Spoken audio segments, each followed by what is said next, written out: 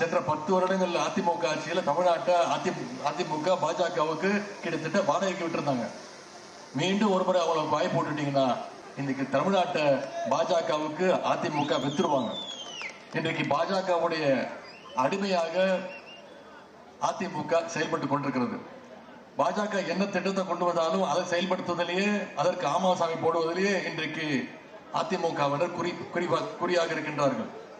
குறிப்பாக எதிர்கட்சி தலைவர் திரு எடப்பாடி பழனிசாமி அவர்கள் இன்று அண்ணா திராவிட முன்னேற்ற கழகத்தை என்பதை மறந்து அது ஒரு அமித்ஷா திராவிட முன்னேற்ற கழகமாகவே மாறி இருக்கிறது என்றால் அந்த அளவுக்கு அமித்ஷாவுடைய அடிமைகளாக இன்னைக்கு அதிமுகவினர் மாறி இருக்கிறாங்க. யாரோ ஒரு சிலர் தங்கள் சுயநலத்தால பதவி ஆசையால சுயலாபத்திற்காக அம்மாவின் தொண்டர்கள் அனைவரும் ஓரணியில் இருந்தவர்களை பிரித்து விட்டார்கள். ஒன்று அவர்கள் திருந்த வேண்டும், அல்லது திருத்த வேண்டியவர்கள் அவர்களை தூக்கத்தில் இருந்து விழித்துக் கொண்டு திருத்த வேண்டும். இது தேர்தலுக்கு முன்பு நடக்குமா என்பது எனக்கு தெரியாது.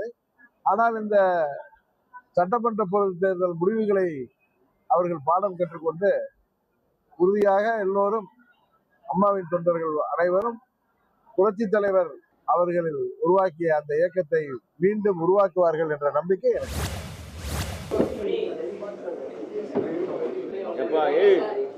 யாருப்பா எங்க தலைவரை தள்ளி விட்டு போறீங்க? உங்க இதுவான எங்க தலைவரை கீழே தள்ளி விட்டு போறீங்க. அங்க பாருங்க தள்ளி விடுறாரு. எங்க இதுல இருந்து யாரும் தள்ள முடியாது. அவர் யாராலும் தள்ள முடியாத இடத்துல இருக்காரு தலைவர். சரி போலாமா?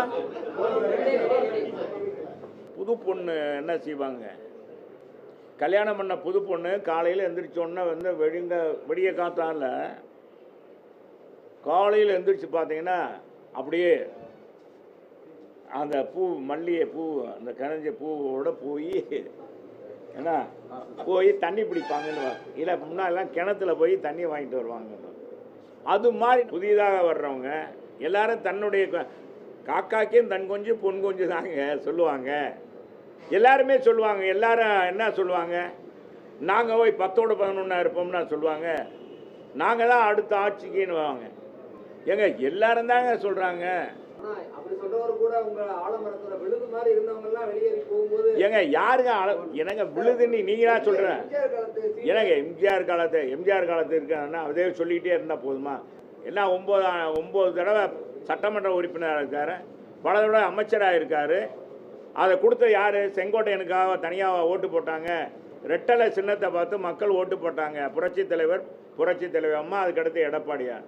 இதே எடப்பாடியாரை பார்த்து ஆகா ஓகோன்னு தானே இவர் புகழ்ந்தார்ல, நம்ம செங்கோட்டையனே புகழ்ந்தார்ல. இன்னைக்கு ஏதோ ஒரு கோபத்தாபத்தில் அவர் போகிறான்னா போகலாமா? ஏங்க எனக்கு எந்த கட்சியும் வேணாயா, எந்த பதவியும் வேணாயா, எம்ஜிஆர் கட்சி உருவாக்கின கட்சியில் இருப்பேன்டா அப்படி சொல்கிறவன் தானே ரோசமானவன். அவன்தான் மனுஷன். அவன் தான் உண்மையான அதிமுக ரத்தம். அவன் தலை அவன்கிட்ட ஓடுதுன்னு அர்த்தம்.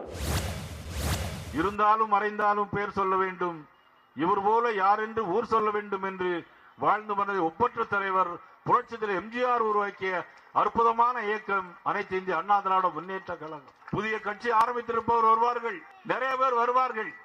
எத்தனை பேர் கட்சி ஆரம்பித்தாலும் புரட்சி தலைவர் மாதிரி ஒரு தலைவரை இந்த நாடு இனி பார்க்க முடியாது.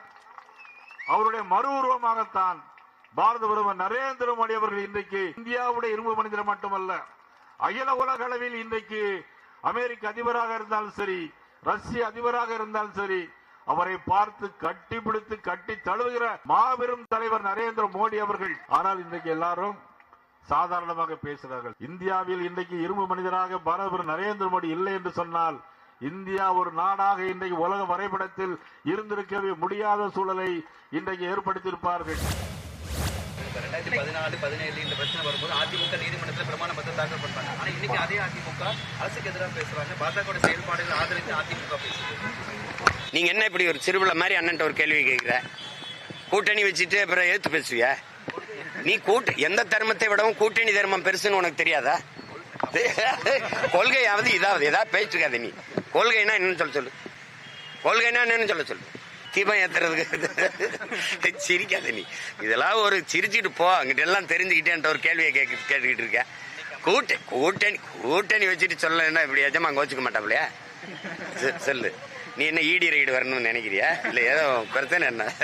உடனுக்குடன் செய்திகளை தெரிந்து கொள்ள சன் நியூஸ் பெல் ஐகானை கிளிக் பண்ணுங்க.